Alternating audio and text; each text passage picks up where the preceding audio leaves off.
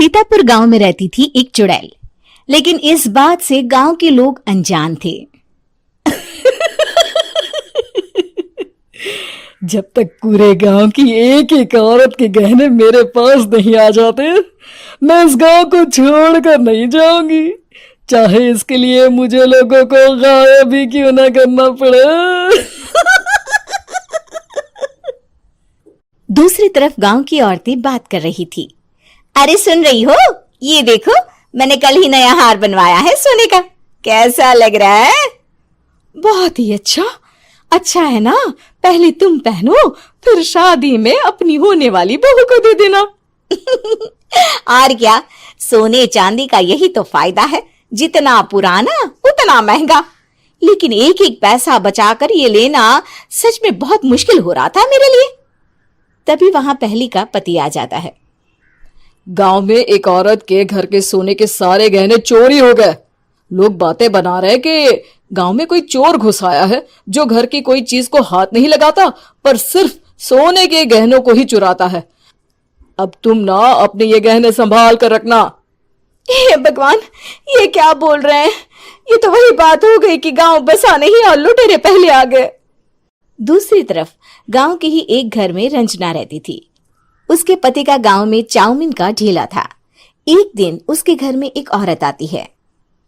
अरे रंजना, तू गांव में नहीं है तो सोचा तुम्हें बता दूं।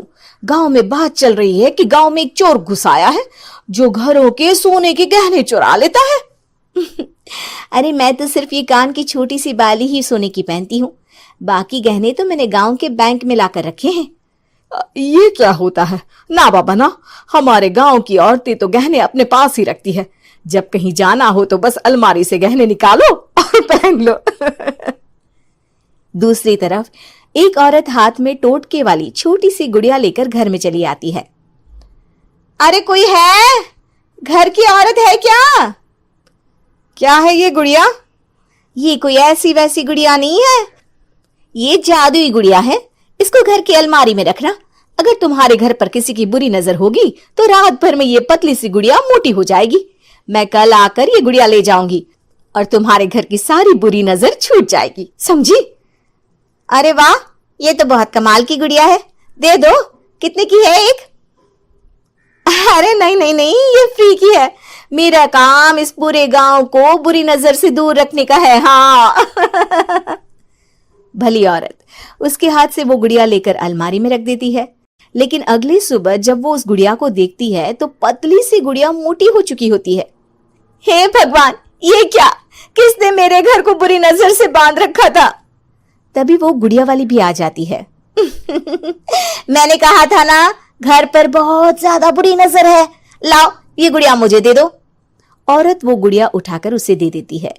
गुड़िया हाथ में आते ही वो औरत उसे लेकर सीधे गांव के बाहर की खाली हवेली में चली जाती है और साधारण औरत से चुड़ैल बन जाती है। अरे पगली, गांव वाली इस गुड़िया के पेट में तेरे घर के सारे गहने हैं। इतना बोलकर वो गुड़िया को फाड़ देती है और सारे गहने निकाल लेती है। वहीं दूसरी तरफ, हे भगवान, मेरे घर के सारे गहने चोरी हो गए। उस औरत के घर के आसपास लोगों का जमावड़ा हो जाता है और लोग बातें करने लगते हैं। लो जी, ये भी घर गया। पता नहीं कौन चोर है जो इतनी होशियारी से गहने चुरा लेता है। कुछ समझ में नहीं आ रहा कि कौन है। लोग तो घर से कहीं जाते भी नहीं है, न ताला लगे न घर खाली हो, फिर भी रातों रात गहने चोरी हो जाते हैं। अरे हम तो कहते हैं लोगों को बारी बारी चौकीदारी करनी चाहिए, चोर को तो पूरे गांव वाले मिलकर पकड़ ही लेंगे। लोग बारी बारी घरों की चौकीदारी भी करते हैं, लेकिन चोरी होने का सिलसिला रुकता ही नहीं। फिर एक दिन रंजना के पड़ोस से भी रोने की आवाज आती है। अरे आज ही घर की बुरी नजर उतरी और आज ही सारे गहने भी चोरी हो गए। कैसी बुरी नजर? क्या हुआ था? तभी वहां उस औरत का पति भी आ जाता है जिसके घर में गहनों की चोरी हुई थी। हाँ, मेरी बीवी ने भी किसी गुड़िया को घर में बुरी नजर उतारने के लिए रखा था, लेकिन अगले दिन गहने चोरी हो गए। अब रंजना को कुछ कुछ बात समझ में आ जाती है।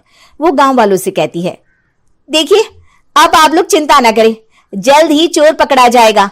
उस नजर उतारने वाली गुड़िया को आज मेरे घर कोई भेज देना। फिर क्या था, चुड़ैल को लोग रंजना के घर भेजते हैं। पहली बार देखा है कोई खुद लुटने को तैयार बैठा है। तो तू है जिसे घर की बुरी नजर उतारनी है? ये ले गुड़िया, ये सुबह तक मोटी हो गई तो समझो तुमको और तुम्हारे घर वालों को नजर लगी है। हाँ हाँ, मैंने काफी सुना है। तुम ये गुड़िया मेरे घर छोड़ देना। अरे क्यों नहीं, कल सुबह आऊंगी जब गुड़िया तुम्हारे घर की सारी बुरी नजर लेकर मोटी हो जाएगी, ठीक है? अब क्या था, रात को रंजना ने पूरी नजर गुड़िया पर रखी। वो अपने पति और गांव के कुछ लोगों को घर की खिड़की से घर के अंदर नजर रखने को कह देती है, और फिर जो नजारा सब देखते हैं वो हैरान करने वाला होता है। गुड़िया धीरे से अलमारी खोलकर बाहर आती है। अलमारी के सारे गहने लेकर घर में जहां जहां गहने होते हैं वो लेकर अपने मुंह से खा जाती है। वो जितने गहने खाती उतनी ही मोटी हो जाती और फिर अलमारी में बंद हो जाती है। गांव वाले डर के मारे वहीं बेहोश हो जाते हैं। लेकिन सुबह जब वो औरत गुड़िया लेने आती है, रंजना उसका सामना करती है। ये देखो, गुड़िया कितनी मोटी हो गई है। लगता है मेरे घर में बहुत लोगों की नजर लगी है। लाला, ये गुड़िया मुझे दे दे। अरे बहुत कीमती गुड़िया है ये। तेरे घर की सारी बुरी नजर मैं गांव के बाहर वाली हवेली में फेंक आती हूँ। शाम को फिर लोगों के घर इसे लेकर जाना है ना। इसमें तो मेरी जान बसती है, जान। रंजना गुड़िया को चुड़ैल की तरफ बढ़ा देती है, लेकिन फिर वापस ले लेती है और गुड़िया के हाथ मोड़ देती है। जैसे ही गुड़िया के हाथ मोड़ती है, चुड़ैल का हाथ भी मुड़ जाता है। अच्छा, तो ये वो गुड़िया है जिसमें तुम्हारी जान बसती है। अब सुन चुड़ैल, तेरी सारी हकीकत सबके सामने आ गई है। या तो गांव वालों के गहने लौटा दे, नहीं तो मैं इस गुड़िया की गर्दन मोड़ दूंगी। चुड़ैल डर जाती है। अरे नहीं नहीं, मेरी गुड़िया दे दो, मैं सबके गहने वापस कर दूंगी। ठीक है, अब भी जा और सबके सारे गहने वापस कर। चल निकल यहां से। चुड़ैल सबके गहने लौटा कर रंजना के पास आती है। ला दे मेरी गुड़िया रंजना, इसके अंदर के गहने निकाल ले, लेकिन गुड़िया वापस दे दे। लेकिन रंजना जानती थी कि जैसे ही गुड़िया चुड़ैल को देगी उसकी शक्ति वापस आ जाएगी। चुड़ैल, तू तो चुड़ैल ही रहेगी, ये मैं जानती हूँ। अरे नहीं नहीं नहीं, मैं गांव छोड़कर चली जाऊंगी, किसी को परेशान नहीं करूंगी, वादा करती हूँ मैं। लेकिन रंजना उसकी एक बात नहीं सुनती और गुड़िया का सर उसके शरीर से अलग कर देती है। चुड़ैल सर अलग होते ही गायब हो जाती है। गांव वाले रंजना के साहस और बुद्धि की खूब प्रशंसा करते हैं।